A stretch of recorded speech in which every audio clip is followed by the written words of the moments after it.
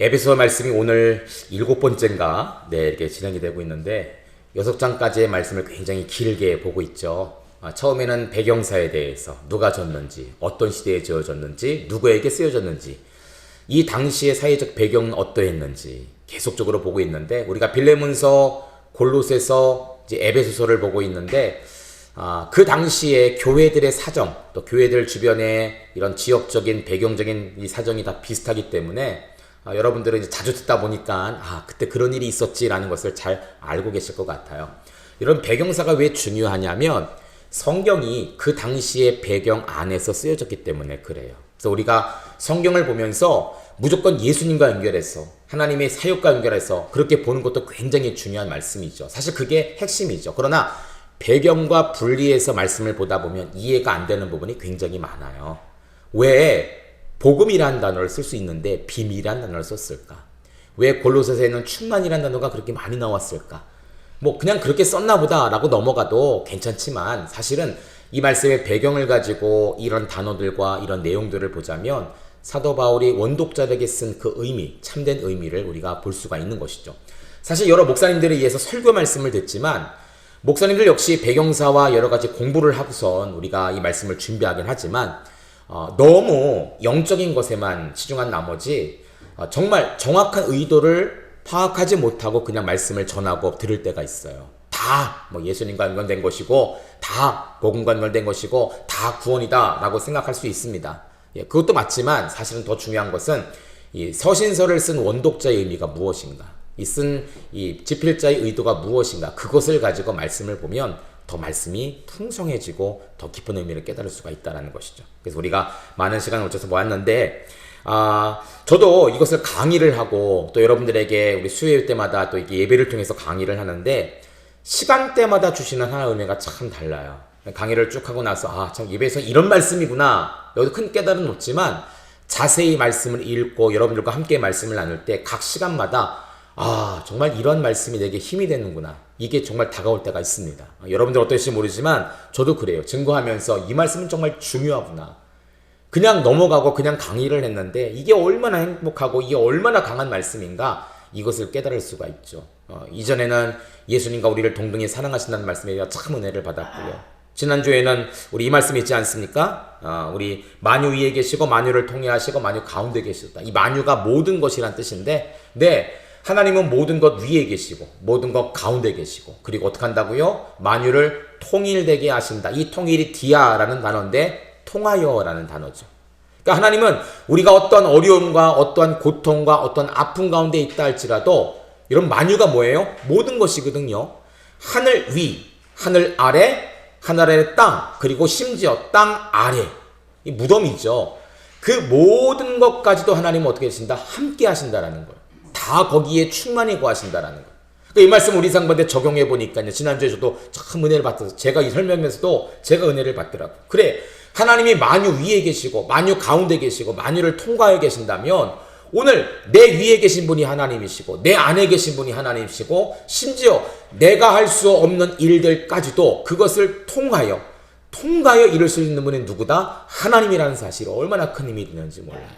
여러분 삶 가운데 내 힘으로 해결할 수 없는 일들 많이 있잖아요. 내 건강의 문제, 그렇죠? 가족의 건강의 문제, 가족의 어떤 사업의 문제, 자녀의 진로의 문제, 수많은 것들이 있는데 하나님은 그것들 위에 계시고 그것들 가운데 계시고, 심지어 할 수 없음에도 불구하고 우리의 힘으로 부족하고 우리의 능력으로 안 된다 할지라도 그것을 통과하시는 분이 바로 하나님이시다. 이게 얼마나 우리의 큰 은혜가 되고 감사가 되는지 몰라요. 여러분, 이것 때문에 예수님께서 오늘 이 땅에 오신 거예요. 그리고 오늘 이제 고난주간 3일차인데요. 3일차를 보내면서 예수님의 희생이 얼마나 감사한 것인가, 좀 다시 한번 깨닫는 시간들을 좀 가져봤으면 좋겠습니다. 자, 우리 지난주에 이어서 말씀을 또 보도록 할게요. 자, 우리 4장 말씀 중에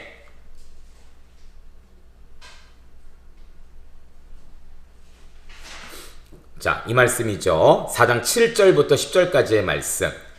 자, 페이지 수를 제가 적지 않아서 페이지 수가 나왔는데 여러분 눈이 좀 안 보이실 것 같아서 크게 확대하다 보니까 페이지 수가 잘려서 안 보이고 있어요. 우리 에베소 4장 7절부터 10절 요 말씀을 찾아보시고요. 이 페이지를 같이 한번 나눠보겠습니다. 7절과 10절까지의 말씀 우리 같이 한번 좀 읽어볼까? 에베소서 4장 7절로 10절 같이 읽습니다. 시작! 우리 각 사람에게 그리스도의 선물의 분량대로 은혜를 주셨나니 그러므로 이르기를 그가 위로 올라가실 때 사로잡혔던 자들을 사로잡으시고 사람들에게 선물을 주셨다 하였도다. 올라가셨다 하였은즉 땅 안에 낮은 것으로 내리셨던 것이 아니면 무엇이냐? 내리셨던 그가 곧 모든 하늘 위에 오르신 자니 이는 만물을 충만하게 하려 하심이라. 아멘. 지난주 예배 말씀 마지막에 잠시 언급을 했습니다. 오늘 이 말씀을 좀 더 풀어서 좀 보려고 하는데요. 자, 7절부터 8절까지 보니까 선물이라는 단어가 2번 나옵니다. 그리스도의 선물의 분량대로 은혜를 주셨으니 그가 누구에게 그 선물을 주셨다고요? 우리에게 선물을 주셨다. 그리스도의 분량대로 선물을 준비하셨다라면 얼마나 크고 얼마나 좋은 것이겠습니까? 여러분 그렇지 않습니까? 그리스도의 분량대로. 그리스도의 분량대로. 사람의 분량, 그렇죠? 어떤 기관의 분량이 아니라 그리스도의 분량이라고 보니까 얼마나 넓고 크겠어요. 저희 아이가 이제 찬양했던 거 보다가 요즘 마라나타 찬양이 확 빠졌어요. 마라나타 심심하면 그 노래를 불러요. 그 찬양이 좋대요. 이번 주에 또 하재요. 그래서 부활주일인데 너무 이르지 않냐. 그건 마라나타 아멘주에서 옷이 없어서 승천하실 때 좀 불러야 되지 않냐 했더니 좋대요. 그런 찬양들을 보다 보면 무한이라는 단어가 나와서 그게 뭐냐고 물어보더라고요. 무한은 뭐냐면 한계가 없을 문데 없다라는 뜻이야. 그 비슷한 단어로 한량 없는 은혜가 있다. 한량이 뭐예요, 여러분들? 양을 한정할 수가 없다라는 것이죠. 무한, 한량, 하나님의 은혜는 그래요. 근데 오늘 그리스도의 선물의 분량대로 하셨으니 얼마나 크고 얼마나 넓겠냐는 거예요. 여러분 우리가 생각하는 하나님 요번에 어떤 뭐 있는데 5억을 주세요, 10억을 주세요. 이 정도가 아니라는 거예요. 하나님은요 무한한 사랑, 무한한 은혜. 그것을 누구에게 주신다고요? 각 사람, 특별히 교회와 성도들에게 무엇으로 주신다고요? 선물로 주신다. 여러분 선물은 돈 주고 사는 게 아니죠. 받는 거예요. 이런 말 좀 그렇지만 공짜입니다. 하나님은 그 무한한 축복을 미리 무엇으로 준비하시면 선물로 주기로 작정하신 거예요. 원래는 팔려고 했는데 아이고 좀 불쌍하네. 에휴 그래 알았다 줄게. 이게 아니라 처음부터 하나님은 우리에게 무엇을 주셨다고요? 선물로 주셨다. 여러분 아담과 하와가 에덴 동산에 살게 되었을 때 그들이 열심히 기도해서 그 에덴 동산을 얻었습니까? 열심히 돈을 벌어서 헌금해서 그 에덴 동산을 얻었습니까? 하나님께 뭔가 잘 보여서 에덴 동산을 얻었습니까? 아니에요. 다 무엇입니까? 선물이었어요. 선물. 여러분 그렇죠? 모든 만물을 지으시는데 인간을 맨 나중에 만들었습니다. 왜냐하면 하나님은 하늘의 빛과 땅의 해와 뭐 여러 가지 동물과 바다의 물고기 이것들은 다 만드시면서 무엇에 초점을 두셨냐면 바로 인간에게 초점을 두신 거예요. 내가 왜 빛을 먼저 만들까? 빛, 궁창, 땅. 그쵸? 거기에 있는 동물들, 해, 뭐 여러 가지 생물들 왜 그것을 만드셨나? 이 만든 목적이 뭐냐면 맨 마지막 날에 만들 6자리에 만들 사람이었던 거예요. 내가 이 사람에게 아담과 하와에게 이것을 주기로 작정하셨. 이게 선물이에요. 이것을 그냥 줬습니다. 공짜로 주셨습니다. 구약이 그렇다면 신약도 마찬가지예요. 창세기 3장 15절 16절 원복음이라고 하는데 사람이 죄를 범한 이후에 에덴 쫓겨나게 되었어요. 하나님께서 이 사람들에게 뭘 약속하셨죠? 그의 독생자 아들을 주시기로 작정하셨어요. 이 아들 역시도 뭡니까? 선물이에요. 우리가 뭔가를 잘해서 뭔가를 뛰어나게 해서 뭔가를 많이 해서 얻는 것이 아니라 단지 그분을 믿기만 하면 그 그리스도를 믿기만 하면 우리에게 주시는 선물이다. 그것을 실제 2000년 전에 주셨죠. 그리고 이번 주 금요일에 십자가에 달려 돌아가시고 드디어 주일에 부활하시게 된 거예요. 하나님의 분량, 하나님의 계획은 다 선물로 미리 작정하고 계신다. 그 선물을 오늘 말씀 보세요. 그의 사람들에게 선물로 주셨다. 여러분 기대하는 마음으로 기도하셔야 돼요. 네, 하나님은 이미 우리에게 응답을 선물로 주기를 작정하고 계십니다. 우리의 믿음의 분량이 차고 기도의 분량이 차면 하나님은 선물로 주신다는 것이죠. 그러면 그 선물이 무엇일까? 한번 살펴봐야겠죠. 8절 말씀을 보니까 그가 위로 올라가실 때에 사로잡혔던 자들을 사로잡으시고 사람들에게 선물을 주셨다라고 표현을 합니다. 지난주 말씀을 읽었지만 시편 68편 18절에 똑같은 말씀이 나오는데 시편의 말씀은 어떠한 말씀을 배경으로 하냐면 그 당시 왕이 전쟁에서 이기면 적군들의 전리품들을 다 갖게 됩니다. 근데 그 당시는 전투법이 그랬어요. 전쟁법이. 자기 왕 혼자 갖는 것이 아니라 함께 싸운 장군들에게 나눠주고 백성들에게 그것을 나눠줍니다. 이게 이 당시의 전쟁의 승리법이었어요. 근데 시편 68편 18절은 일반적인 왕의 모습을 하나님의 모습으로 비유하면서 하나님께서 세상 모든 권세 잡은 자들을 다 무너뜨리시고 승리하셔서 거기서 얻은 전리품들을 많은 자들에게 교회와 성도들에게 나눠주는 장면으로 나와 있습니다. 사도 바울은 그 말씀을 인용을 해서 구약의 말씀을 인용해서 오늘 여기다 집어넣고 있어요. 왜 집어넣으면 그 당시 우주적 이원론에 빠진, 그러니까 하늘과 땅은 분리가 되고 서로 상관이 없다라고 생각하는 그 사람들에게 아니라는 것이죠. 하나님은 우리의 왕이시고 인간의 생사화복에 전혀 관여하지 않는 분이 아니라 그가 승리할 때 그의 전리품까지도 나눠주실 수 있는 분이 바로 하나님이다라는 사실을 증거하기 위해 그것을 인용해서 갖고 온 거예요. 여러분 보세요. 이것은 예수님을 가리키는데 그가 예수님이죠. 위로 올라가실 때에 여러분 예수님이 언제 올라가셨습니까? 부활하시고 승천하실 때 올라가셨죠. 예수님의 승천은 단순히 그냥 장소가 옮겨진 게 아니에요. 죄와 사망의 권세에서 이기신 것이죠. 이전까지 사망을 이긴 자가 없습니다. 죄를 이긴 자가 없습니다. 그러나 예수님께서 십자가에 달려 돌아 죽으시고 거기서 부활하셨다는 사실이 사망을 이긴 거예요. 여러분 사망이 뭐예요? 죽는 거예요. 죽으면 끝이잖아요. 예수님은 다릅니다. 죽었지만 그가 다시 살아난다. 영광스러운 부활의 모습으로 살아난다. 이것을 우리에게 알려주고 계시거든요. 이게 우리에게 준 전리품이에요. 승리의 소식의 선물이에요. 여러분 보세요. 예수님이 승천하실 때 위로 올라가셨다라고 봐야 합니다. 그렇죠? 사도 바울은 이것을 가지고 또 얘기하는 거예요. 9절에 보니까 자 올라가셨을 때 전리품을 주셨는데 예수님이 죄와 사망을 이긴 왕이 되셨는데 승리자가 되셨는데 그러면 생각해보자. 예수님이 올라가셨다라 함은 결국 무엇이냐? 이미 땅에 계셨다라는 것이죠. 그래서 9절에 보니까 올라가셨다 하였은즉 땅 아래 낮은 곳으로 내셨던 것이 아니면 무엇이냐? 아니 하늘 위에 있는 분이 나 하늘에 올라갔어 그렇게 하겠습니까? 땅에 있었기 때문에 땅에서 올라갔기 때문에 올라가셨다라고 적은 거 아니겠습니까? 사도 바울은 이러한 공간적인 모습을 통해서 표현하는 거예요. 자 예수님께서 올라가셨다라면 이전에 땅에 계셨던 것 아니냐? 근데 문제는 여기 보니까 땅 아래 낮은 곳이라고 표현합니다. 여러분 땅 아래가 어디겠습니까? 참 이건 좀 신기해요.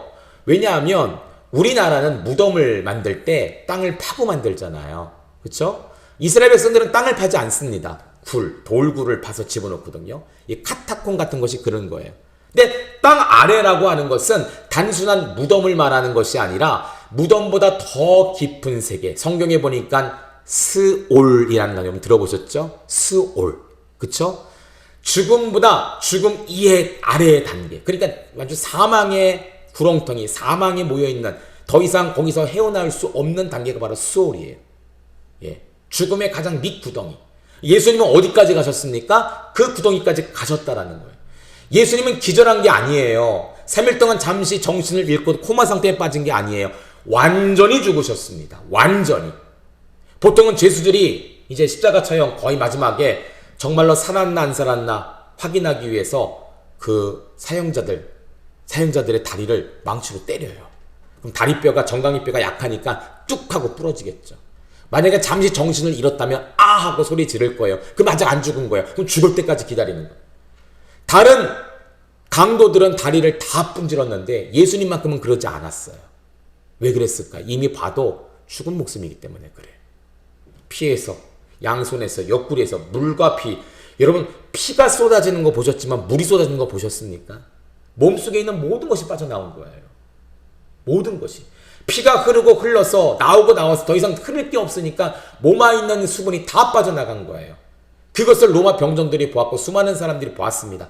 더 이상 확인할 필요가 없다. 이거는 100% 죽은 것이다.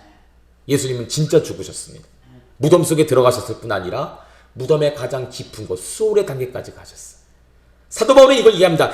예수님께서 위로 올라가신 거, 그래, 예수님이니까 당연하지. 그러나 그 전엔 무엇이냐면 이 땅에 오셨을 뿐 아니라 땅 안에 깊은 곳까지도 그분이 계셨다라는 사실이에요. 또 10절 볼게요.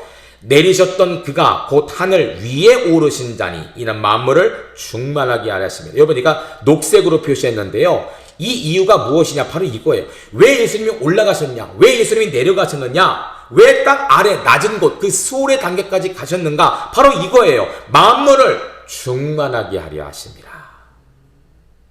우주적 이원론의 사람들은 땅의 것은 다 악하다고 봤습니다. 육신도 악하다고 봤어요. 그래서 금욕을 하는 거예요. 금식을 하고요. 또 몸을 자해를 합니다. 내 몸은 더러운 몸이기 때문에, 이 육체는 더러운 것이기 때문에 내가 영적인 걸 경험할 수가 없구나. 나를 학대하자. 나를 자해하자. 그러면 신이 나를 불쌍히 여기셔서 나를 만나 주실지도 몰라. 이게 이 당시에 교회 안에 있었던, 또 교회 밖에 있었던 사람들의 습성이었습니다. 이게 그들의 생각이었어요. 잘못된 생각이죠. 이게 영지주의자들의 생각이었어요. 사도 바울은 이야기합니다. 그렇게 해서도 너희가 만나지 못하지 않았냐 이거예요. 금욕을 하고 몸을 자해를 한던 너희가 만났냐? 여러분, 갈멜산에서 엘리야와 바알 선제 450명이 전쟁을 벌이죠. 엘리야가 자신 있었어요. 너희 먼저 하라. 그래갖고요, 아침부터 저녁까지 성경을 보니까 뭐라고 나옵니까? 그들이 자기의 몸을 자해까지 했대요. 신이여 우리를 불쌍히 여기소서. 칼로 몸을 긋기도 하고 몸을 부러뜨리기도 하고 그러면서까지도 바알을 찾았는데 응답하지 않는 거예요. 엘리야가 하나님이여 우리의 기도를 들으옵소서. 어느 신이 참신인지 알게 하옵소서. 여호와 이름을 크게 불렀을 때 하늘에서 불이 떨어졌죠. 몸을 자해한 것도 없습니다. 오랜 시간 기도한 것도 없어요. 그저 하나님의 이름을 믿고 불렀을 텐데 하늘에서 불이 떨어진 거예요. 그렇죠? 네. 그러니까 우리가 이 당시에 수많은 이단들의 세력, 여러 가지 잘못된 신앙적인 계획들, 뭐 여러 가지 교리들이 다 헛것이라는 거예요. 자, 봐라. 너희가 만물 위에 아무것도 없고 만물 위에 신을 만나라고 해도 할 수 없는 그런 일들을 우리 기독교에는 예수 그리스도를 통해 이 모든 것을 이루어주셨다는 거예요. 땅 아래에, 땅 위에만 있던 그들이 하늘의 단계에 갈 수가 없고 하늘 위에 신들의 단계를 갈 수가 없지만 이것을 통일시킨 분이 있다는 거예요. 통마시킨 분이 있다는 거예요. 그게 누굽니까? 예수 그리스도예요. 예수 그리스도 하늘 위에 계셨다가 땅에 오셨고 땅 아래 수월까지 가셨다. 다시 부활하셔서 사망 권세를 이기는 왕의 모습으로 이제는 하늘 위로 올라가셨다. 하늘 위, 하늘 중간, 하늘 아래 땅, 땅 속까지. 누가 오셨어요? 하나님이신 예수 그리스도께서 오셨다는 거예요. 이게 만물을 통일되게 하시는 거예요.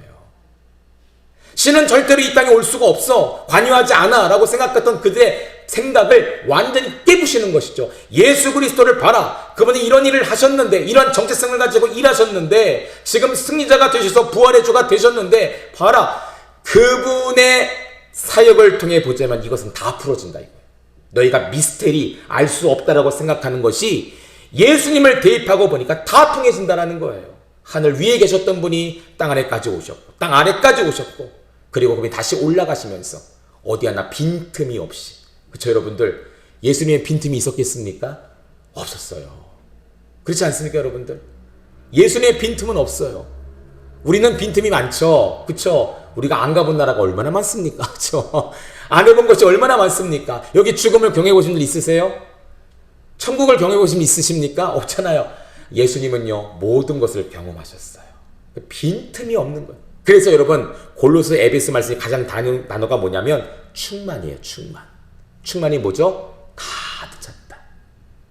컵에 물을 부으면, 가득 채우면 여러분 컵 속에 공간이 있을까 없을까요? 없습니다.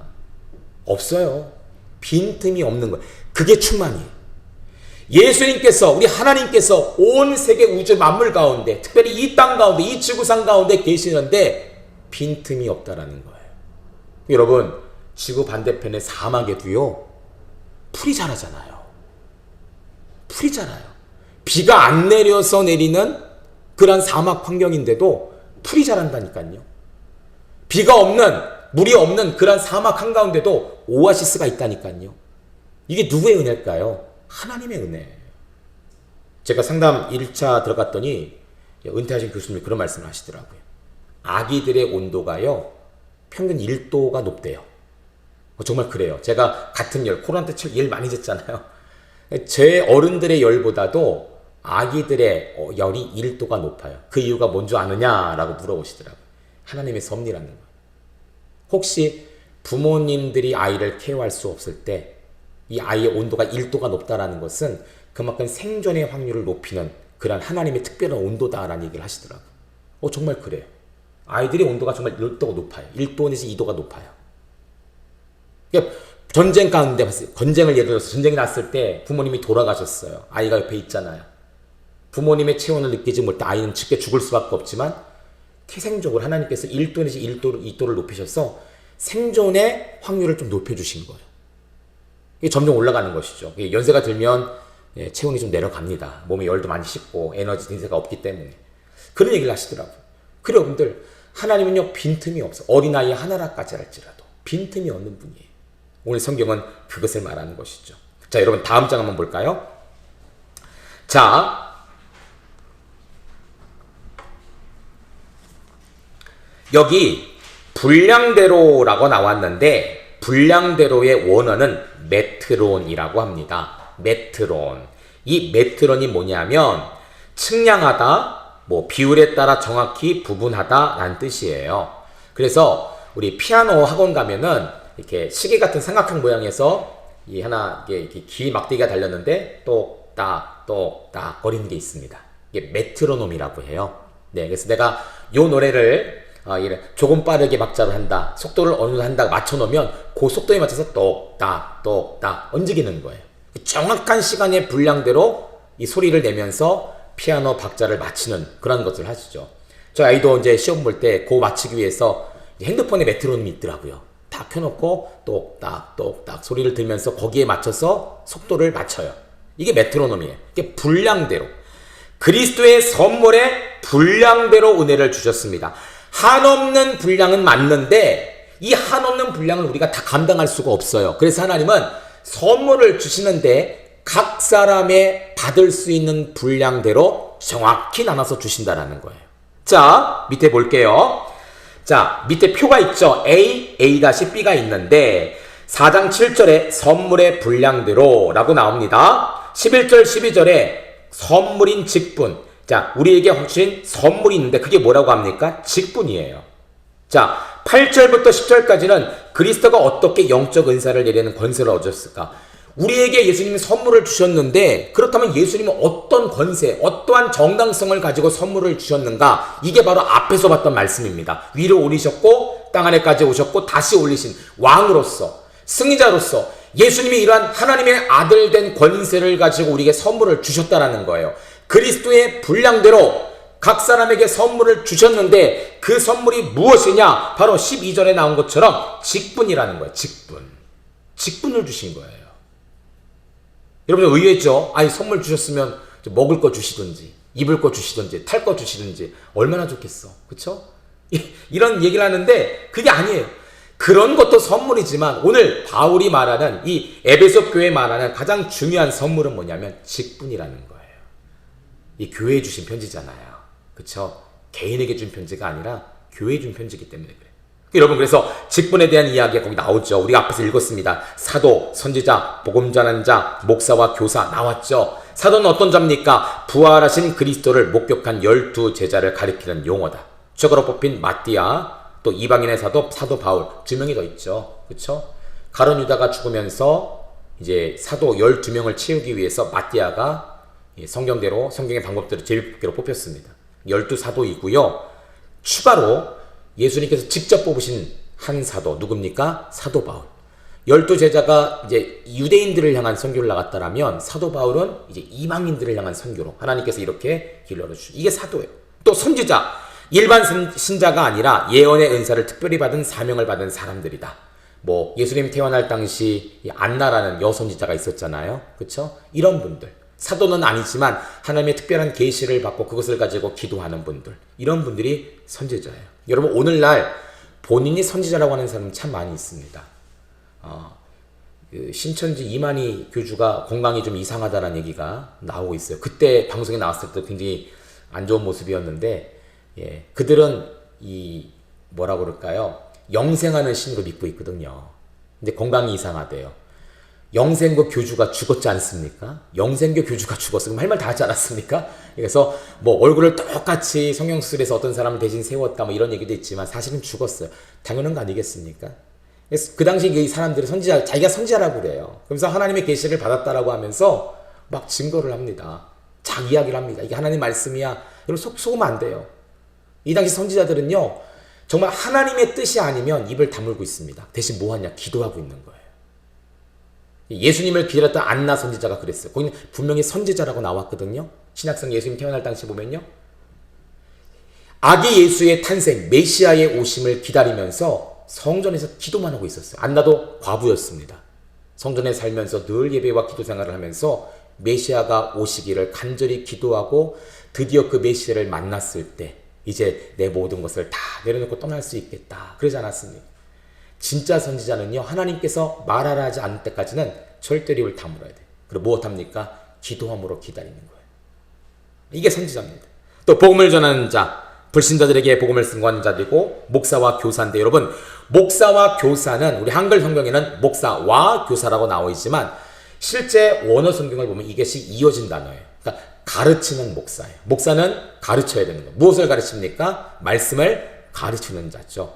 그래서 사도와 선지자와 목회자, 이 당시 목사라는 말이 나왔으니까 이게 좀 구분되는 게 있어요. 예, 사도는 그야말로 하나님께서 택하신 그런 부름받은 종들이고, 선지자는 하나님 특별한 은혜를 받은 자들이고, 이 당시 목사는 어떤 일을 하냐면 말씀을 가르치는 사역을 하는 것입니다. 가르치는 사역을 하는 거예요. 그래서 오늘날 목사님들이 계시잖아요. 이게 다 종합적으로 나오긴 하지만 실제 말하면 목사님은 사도가 아닙니다. 그렇죠? 사도가 아니에요. 사도는 12사도로 끝이 났습니다. 근데 본인들이 사도라고 말하는 분들이 있어요. 아니에요. 선지자 그럴 수 있습니다. 하나님의 뜻을 받으니까요. 이 마지막 시대에 우리 교사, 이 목회자들은 뭐냐면 말씀을 잘 가르친 자가 돼야 돼요. 1.1에게도 가감하지 아니하고 주신 말씀 그대로 전가할 수 있어야 돼요. 이게 오늘날 목사입니다. 가르치는 목사다. 목사는 가르치는 사역을 한다. 그래서 함께 교회의 아름다운 모습을 이뤄가는 것이 바로 목사라는 사실이죠. 그럼 다음 페이지 볼까요? 자, 직분의 목적입니다. 하나님께서 우리에게 준 직분이 하나님의 선물이래요. 나이가 돼서 뭐 오랜 시간 지나서 권사받고 집사받고 이게 아니라 직분 자체가 뭐냐면 선물이에요. 참 사도 바울은 대단합니다. 직분을 선물로 해석하고 있어요. 오늘날 교회들에게 주시는 참 중요한 말씀이에요. 아니, 내가 나이가 됐으니까 받아야죠. 이거 아니에요. 하나님 주시는 선물입니다. 목사가 선물이에요. 권사가 선물이고요. 여러분 집사님들 선물이에요. 내 직분이 선물이라는 거 생각해 보셨습니까? 하나님의 한량없는 은혜로 주신 선물이라는 거예요. 얼마나 대단합니까? 저는 목사가 될 만한 자격이 없는 사람이에요. 말도 잘 못하고요. 예, 뭐 여러 가지 상처도 많고요. 그래서 목사로 만들어 주셨어요. 왜냐하면 제가 어떤 시험을 통과하고 어떤 것을 준비하고 물론 열심히 했지만 그래서 목사가 된 게 아니라 하나님의 선물이라는 것이죠. 감사해야 되는 거예요. 권사가 하나님의 선물이에요. 집사가 하나님의 선물이에요. 그런데 세상에 좀 어려운 교회들, 힘든 교회들 어떻습니까? 자기의 직분을 남용해서 목사님을 끌어내리고 교회를 파당을 짓죠. 이런 사람들은 내가 받은 직분이 선물이라는 사실을 모르는 거예요. 은혜로 받은 것인데, 공짜로 받은 것인데 내가 잘된 것이냐, 내가 많은 것을 해서 받은 양, 내가 목사님 입봉을 받아서 받은 것처럼 그렇게 생각해서 교회들을 이게 막 회파를 시키는 분들이 있습니다. 잘못된 거예요. 직분은 선물입니다. 여러분 늘 기억하셔야 돼요. 내 직분은 선물이에요. 자, 그렇다면 왜 이 직분을 주셨는가? 첫째로 무엇이냐면 성도를 온전하게 하기 위해서. 여러분 4장 12절 말씀 다시 읽어볼게요. 아주 중요한 말씀입니다. 시작! 이는 성도를 온전하게 하여 봉사일을 하게 하며 그리스도의 몸을 세우려 하심이라. 아멘. 첫째 목적, 왜 우리에게 직분을 주셨는가? 우리 집사님, 권사님들 잘 들어보세요. 저도 목회자님 맞춰 잘 들어야 돼요. 왜 우리에게 직분을 주셨는가? 첫째는 성도를 온전하게 하기 위해 내게 직분을 주셨다는 거예요. 직분이 올라갈수록 나는 교회를 덜 해야지, 이게 아니라는 것이죠. 목사가 되었으니까 또는 집사가 되었으니까 그래서 내가 뭔가를 하는 게 아니라 첫째 목적은 뭐냐면 성도를 온전하게 하기 위해. 이 교회 공동체를 세우기 위해 사람을 준비시켜야 된다는 거예요. 여러분 여기 옆에 제가 초록색으로 구분해놨습니다. 자, 그리스도인을 죄에서 순종으로 이끄는 것을 말한다. 이 과정에서 성경이 핵심 역할을 한다. 여러분 디모데후서 3장 16절 17절 뭐라고 합니까? 모든 성경은 하나님의 감동으로 한 것으로 쭉 나오면서 마지막에 뭐라고 나오죠? 하나님의 사람으로 온전하게 하며 모든 선한 일을 행할 능력을 갖추게 하려 함이라. 아멘.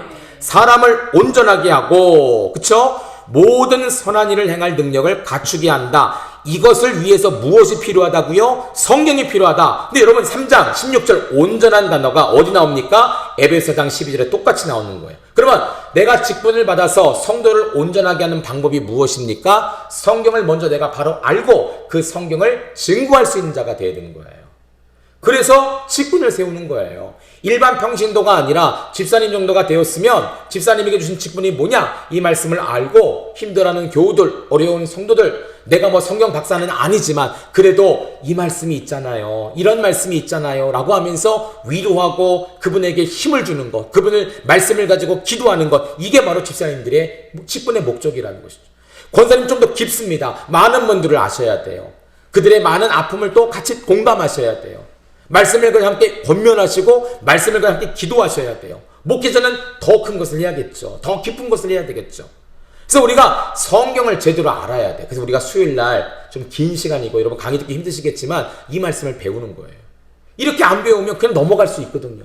에베소서, 에베소 교회 보낸 편지 사도 바울이 썼어. 그리고 끝이에요. 뭐가 중요하더라?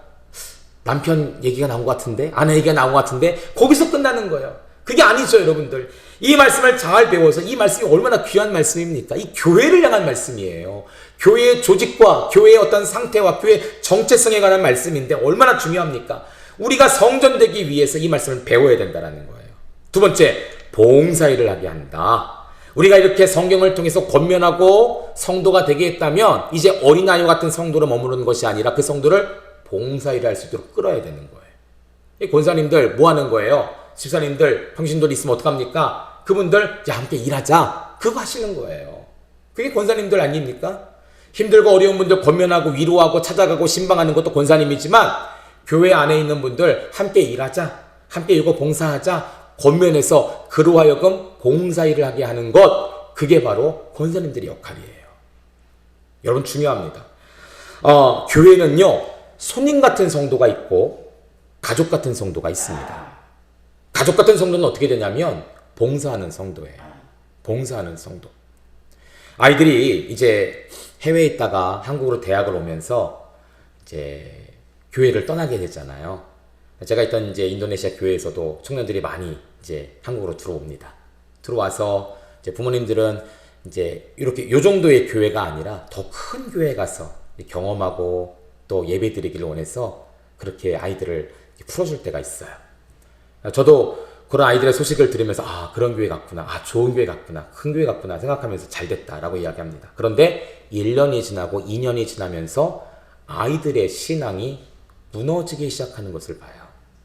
아이들과 개인적으로 연결된 뭐 SNS 같은 거 보면은 그렇게 새벽 예배도 나오고 금요철에 때 나오고 엄마 따라서 이렇게 예배 참 참석했던 애들이 대학생에 물들어가면서 SNS를 딱 보니까 페이스북 뭐 이런 거 보니까 막 술병들이 와 이렇게 있고 말씀과 성경보다는 개인의 몸을 치장하는 거 뭐 이런 것에 빠진 게 보입니다.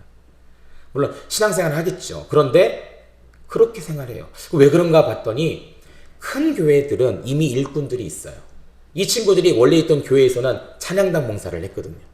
악기도 다루고 찬양도 하고 교회에서 방송도 하고 이랬던 애들이 한국에 와니까 큰 교회 가서 좋기는 한데 많은 사람들을 만나긴 하는데 내가 그 교회에 뭐가 됩니까? 그냥 손님이 돼버리는 거예요.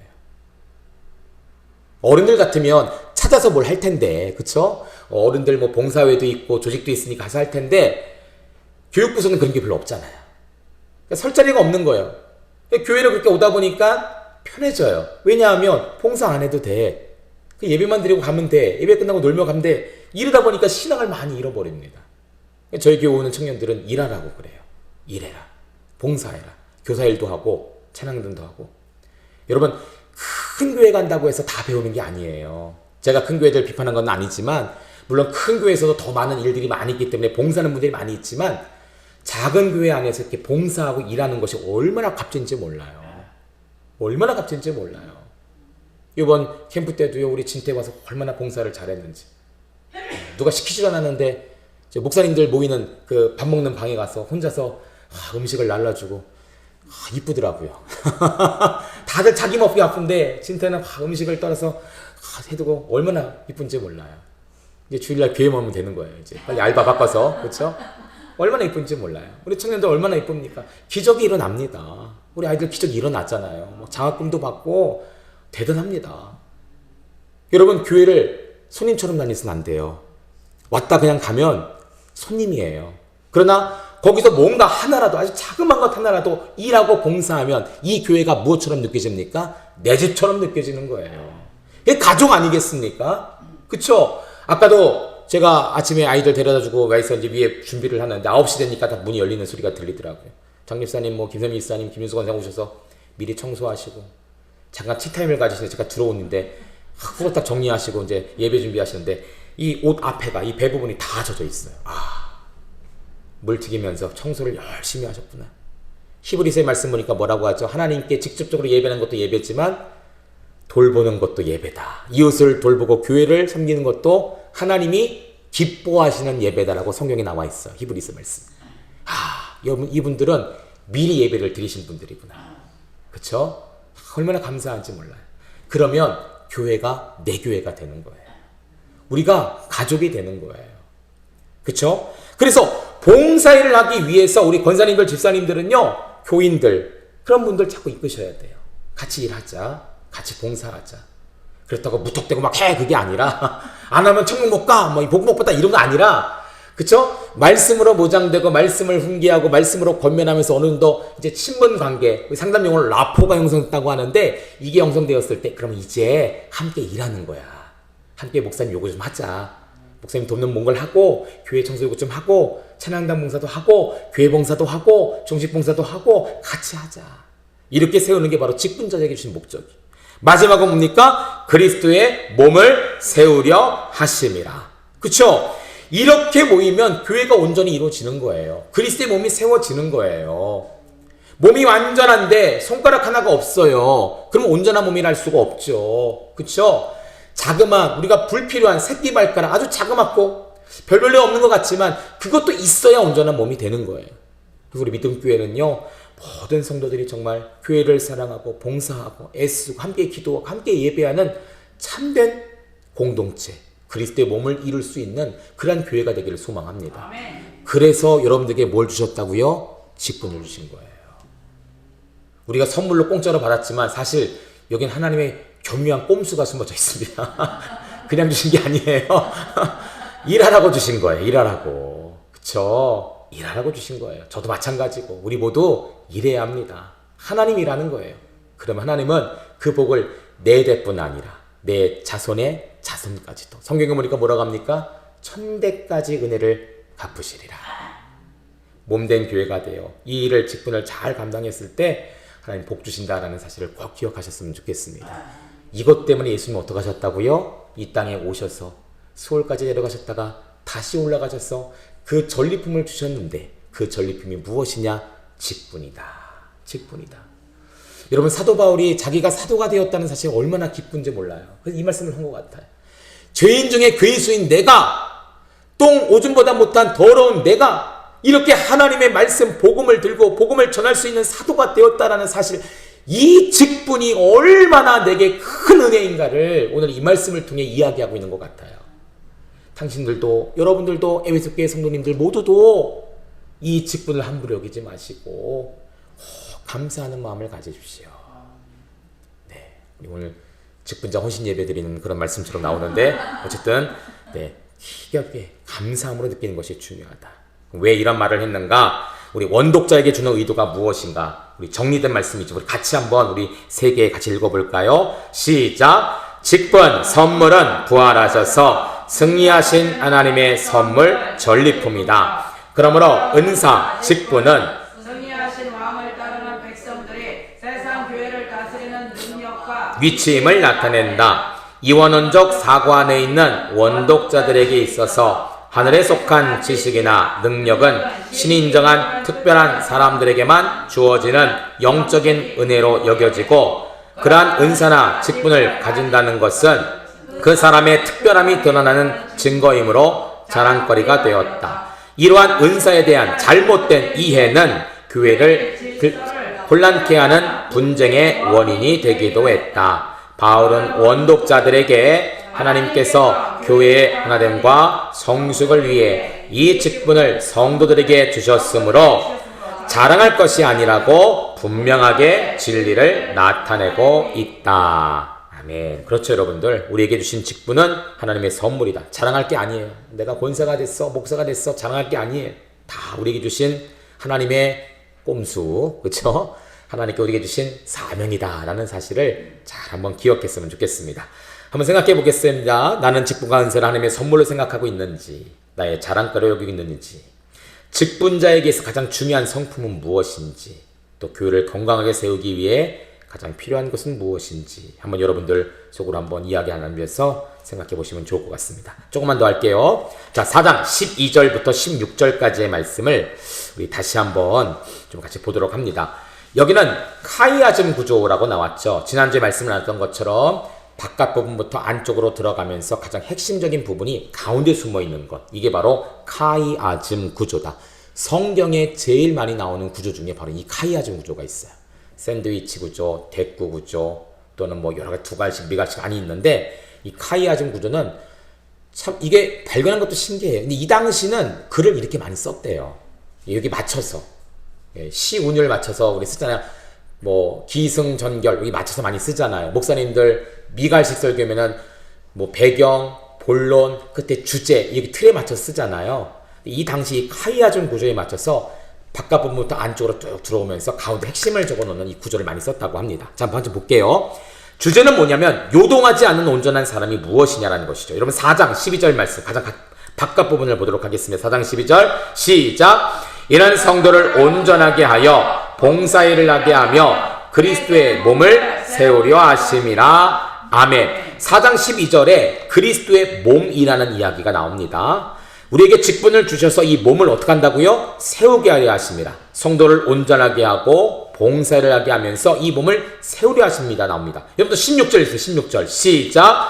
그에게서 온 몸이 각 마디를 통하여 도움을 받음으로 연결되고 결합되어 각 지체의 분량대로 역사하여 그 몸을 자라게 하며 사랑 안에서 스스로 세우느니라. 아멘. 자, 4장 12절에는 그리스도의 몸을 세우려 한다. 4장 16절은 어떻게 합니까? 그 몸을 자라게 한다라고 합니다. 그래서 몸에 있는 마디가 서로 연합하고 도움을 받고 연결되어 결합되어 나오는데, 이게 사실 4장 12절에 나왔어요. 그게 뭡니까? 성도를 온전하게 하여 봉사를 하게 한다는 것. 바로 이것이죠. 그렇죠? 직분자들이 교회에 있는 성도들을 서로 연결되는 거예요. 그리고 말씀으로 하나가 되는 것이죠. 봉사일을 하면서 서로 결합되어서 그리스도 몸을 세울 뿐 아니라 그 교회를 자라게 하는 것, 이것에 대해서 이야기를 합니다. 자, 4장 13절 볼게요. 13절 있습니다. 시작. 우리가 다 하나님의 아들을 믿는 것과 아는 일에 하나가 되어 온전한 사람을 이루어 그리스도의 장성한 분량이 충만한 데까지 이르리니. 아멘. 자, 교회가 세워지고 자라나는데 또 거기서 더 나아가 어떻게 하냐면 그리스도의 장성한 분량까지 이르라는 거예요. 하나님의 아들을 믿고 아는 일에 하나가 되어 이제 온전한 사람을 이루어서 어디까지 나아가라고요? 그리스도의 장성한 분량. 여러분 4장 15절도 있습니다. 시작. 오직 사랑 안에서 잠든 것을 하여 범사에 그에까지 자랄지라. 그는 머리니 곧 그리스도라. 아멘. 올해내 우리 교회표 아니겠습니까? 이 말씀 꼭 한번 외웠으면 좋겠어요. 자, 뭐라고 말합니까? 그리스도에까지 자랄지라 라고 표현합니다. 4장 13절과 15절은 동일한 말씀이에요. 자, 교회가 몸을 이루고 그 몸을 통해서 자라나면 이제 아이들 단계에 머무는 것이 아니라 더 높은 단계, 성장하는 단계까지 이르러야 돼요. 그 단계가 뭐냐면 바로 그리스도의 장성한 분량입니다. 그에게까지 자라나는 거예요. 그쵸? 자, 그러면 왜 그의 몸을 세우고 그의 장성한 분량까지 우리가 이르러야 되는가? 아니 그냥 주일 예배만 드리고 뭐 헌금 내고 11조 생활하고 그냥 그렇게만 하면 안 되나? 신앙생활 편하게 하려는 분들이 있습니다. 물론 그렇게 해도 뭐 종교생활은 하는 거예요. 그렇게 한다고 해서 지옥 가는 건 아닙니다. 그러나 하나님이 우리를 부르신 이유는 분명히 있다는 것이죠. 그냥 나 혼자 구원받고 나 혼자 천국 가는 것이 아니라 나를 통해 하시고자 하는 일이 반드시 있는 거예요. 어린아이와 같은 신앙인들도요, 계속적으로 끊임없이 예배를 듣다 보면, 그래서 제가 주일날만 꼭 나오라고 하는 이유가 그거예요. 자꾸 들어야 돼요. 들으면 그리스도의 말씀으로 말미암는 것이죠. 어린아이를 갑자기 어른을 만들 수가 없어요. 제가 요즘 아이를 혼자 양육하고 있지 않습니까? 네, 주주 동안 진짜 처음이에요. 동영이 때문에 그렇게 안 해봤는데, 하다 보니까 좀 무리한 것을 제가 요구할 때가 있어요. 네, 아이인데 제가 그 사실을 자꾸 깜빡이고 동일이 동화 생각, 큰애들만 생각하고 왜 이거 안 해? 왜 이거 못 해? 라고 하는데, 그러고 나서 제가 곰곰이 생각해 보니까 제가 그 나이 땐 그걸 했나라는 생각을 해요. 저도 못했거든요. 그렇죠? 어린아이인데 자꾸 큰애들처럼 뭔가를 요구할 때가 있다는 거예요. 잘못된 거죠. 그래서 어린아이들은요, 끊임없이 엄마의 젖을 먹고 엄마의 유아식을 먹고 엄마가 차려준 밥을 먹고 자라야 되는 거예요. 우리 교회 안에 아직 어린 신앙인들 있잖아요. 왜 그런 거야? 비판할 거 없어요. 어린 나이의 신앙이기 때문에 그래요. 그래서 그 신앙을 어른에 이르기까지 장성한 분량이까지 누가 해야 되냐면 목회자가 해야 되는 것이고 직분자가 해야 되는 거예요. 권사님, 집사님들이 하는 거예요. 같이 힘주고 용기 주고 위로함 주고 같이 일하자 하고 같이 말씀 듣자 하고, 그래서 이렇게 하면서 그 어린아이들 신앙이 어른이 되는 것이죠. 그 사도 바울이 왜 에베소 교회에게 이런 얘기를 했느냐면 중요한 게 바로 이겁니다. 14절에 있습니다. 시작. 이는 우리가 이제부터 어린아이가 되지 아니하여 사람의 속임수와 간사한 유혹에 빠져 온갖 교훈의 풍조에 밀려 요동하지 않게 하려 함이라. 아멘. 여러분, 왜 사도 바울이 교회의 몸을 세우고 자라게 하고 그리스도의 장성한 분량에까지 이르게 하라고 했죠? 바로 이 말씀이에요. 흔들리지 않게 하려 함이라. 지난주 하브루타 시간에 토요일에 데살로니가전서 말씀을 암송했어요. 그리고 고린도 말씀을 암송했습니다. 믿음, 소망, 사랑, 이 세 가지는 항상 있을 것인데 그 중에 제일은 사랑이라. 그러면 믿음은 둘째라는 것입니까?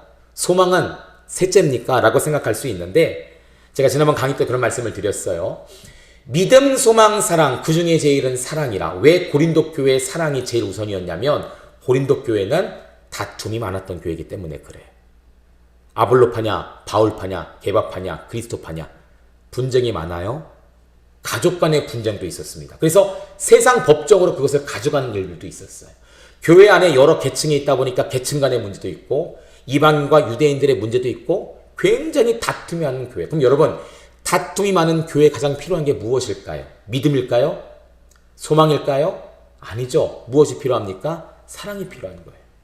그래서 믿음, 소망, 사랑, 이 세 가지 중 가장 큰 것은 바로 사랑이다라고 표현한 것이죠. 근데 우리가 에베소서 말씀을 봤을 때 에베소에 가장 필요한 것이 뭐라고 했죠? 바로 소망이다. 왜냐하면 이 당시의 사람들, 오늘 이 말씀도 나왔지만 영주의라든지 여러 가지 금욕 이런 것 때문에 잘못된 소망을 갖고 있어요, 사람들이. 네, 내가 천사를 숭배하면 하나님 만날 수 있겠지? 내가 뭐 월삭이라든지 절기를 지키면 하나님 만날 수 있겠지? 내 몸을 자해를 하면 하나님 만날 수 있겠지? 잘못된 소망을 가지고 있어요. 사도 바울이 뭐라고 합니까?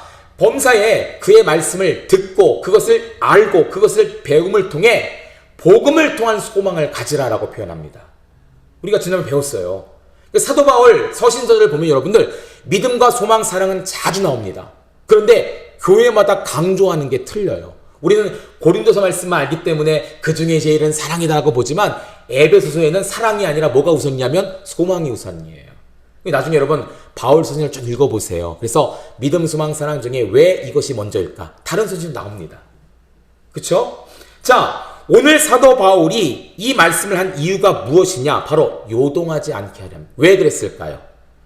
에베소 교회 안에 있던 영주주의자들, 그렇죠? 천사 숭배자들, 또 이방인과 유대인들, 이러한 사람들이 교회에 분란을 일으키고 이러한 사람들 때문에 교회를 빠져나가는 사람들이 그렇게 많다라는 거예요. 참 여러분, 그래요. 교회가요, 한 사람 전도하기는 그렇게 어려운데 한 사람 두 사람 나가기는 또 그렇게 쉽더라고요. 참 어려워요. 교회들마다 이게 딜레마입니다. 교회 뒷문을 막아야 돼요. 그러기 위해 사도 바울은 얘기하는 것입니다.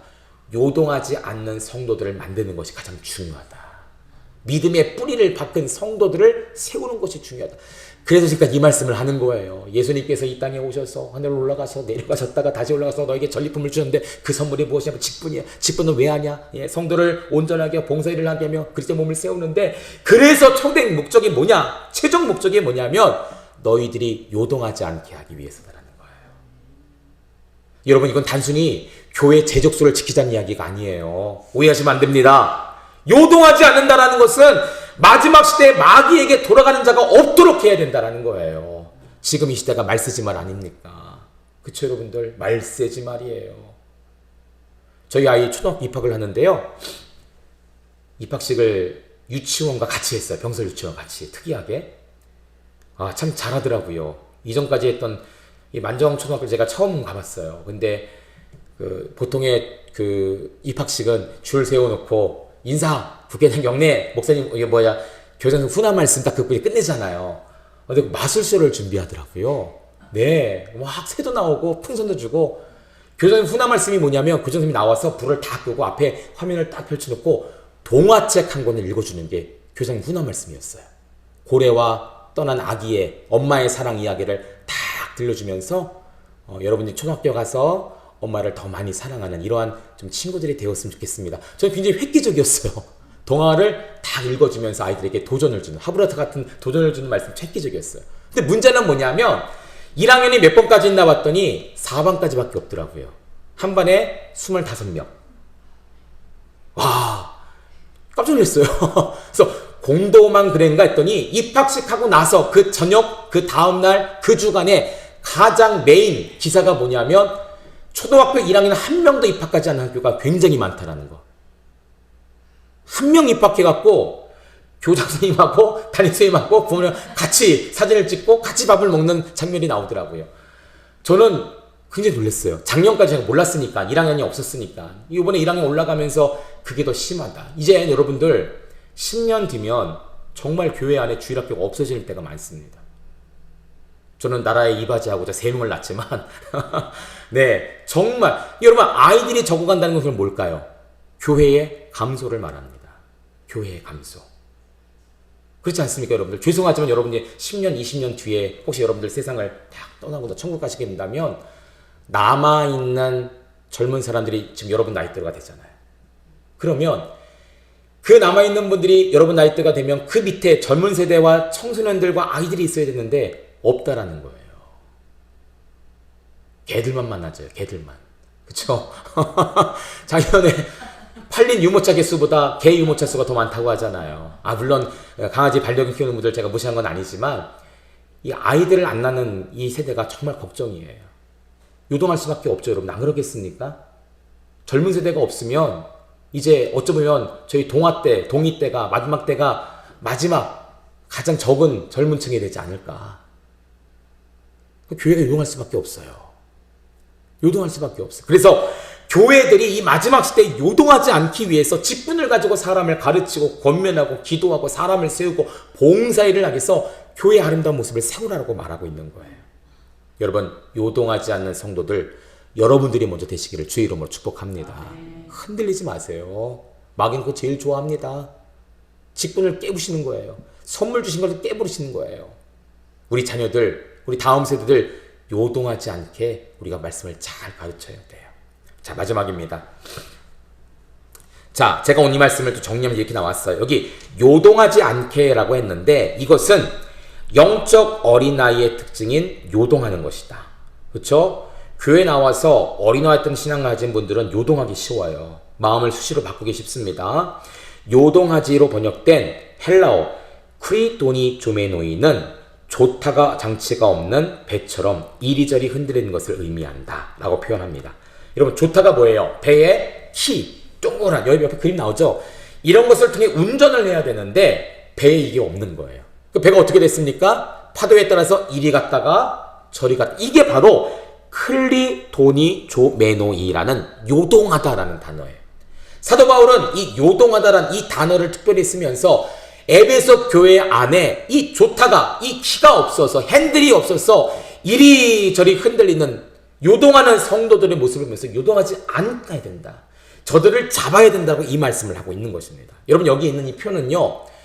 오늘의 교회죠. 우리 두란노에서 나오는 1:1 제자 양육에 나오는 그런 표입니다. 여기 나오는 주제들을 다 배우는 게 1:1 제자 양육이에요. 저도 받은 적이 있는데 제가 이것이 가장 최고다라고 말씀드리는 것이 아니라 전 이 그림이 좋았어요. 이 키. 내 인생에 핸들이 없으면 어떻습니까? 요동하는 거예요. 목사도 요동합니다. 이 키가 사라져 버리면. 언제 요동하느냐면 목사님들이 매너리즘에 빠질 때. 그렇게 힘쓰고 애썼는데도 교회가 부흥하지 않고 성도들이 많지 않고 재정적으로 힘들고 코로나 때 특별히 많았어요. 그래서 많은 개척교회들이 작은 교회들이 문을 닫았습니다. 목사님들이 돈을 벌러 나가기 시작했어요. 형편이 안 되니까. 이런 일들을 겪으면서 목사님들은 매너리즘에 빠지고 키를 잃어버려요. 사명을 잃어버리는 것이죠. 내가 이렇게까지 해야 되나? 그냥 평신도로 살아도 되는데 주신 사명을 잃어버린 것이죠. 기름 부음 받은 그 사명을 잃어버리는 거예요. 여러분 이 키가 반드시 있어야 돼요. 여러분도 키가 반드시 있어야 돼요. 신앙의 키를 반드시 잡아요. 그 키는 뭐냐면 예수 그리스도 그분의 복음이에요. 이 키를 잃어버리면 어떻습니까? 요동하게 되는 거예요. 저 이런 마음인데 이 키를 꼭 가졌으면 좋겠어요. 예, 이 키 안에 여러분들의 가족도 있지만 제일 중심은 예수님, 하나님, 성령님, 그분의 말씀, 그리고 우리 믿음교회, 우리 믿음의 성도들 함께 다 들어가서 이 키를 함께 움직여서 우리 믿음교회 이 배를 주님 오실 그날까지 끝까지 운행하는 구원의 방주로서 역할을 잘 감당하는 교회와 성도들이 되기를 간절히 소망합니다. 이제 말씀을 마치도록 할게요. 함께 좀 기도하는 시간 갖도록 하겠습니다. 오늘 이 말씀이 가장 중요한 게 바로 이거죠. 우리에게 직분을 주신 이유가 무엇인가? 여러분 직분은 선물입니다. 그리고 직분은 사명입니다. 선물이자 사명인 이 직분을 잘 지키고 이 직분을 통해서 교회를 아름답게 만드는 우리 모두가 좀 되었으면 좋겠습니다. 하나님, 내게 집사의 직분을 주셨습니다. 목사의 직분을 주셨습니다. 권사의 직분을 주셨고 장로의 직분을 주셨고 목회자, 사역자의 직분을 주셨는데 하나님, 이 일을 잘 감당해서 몸을 세우는 마지막 시대에 교회의 아름다운 그리스도의 몸을 헌신하며 올려드릴 수 있는 우리 모두가 되게 하옵소서. 잠시 기도하고 예배를 마치는 시간 갖도록 하겠습니다.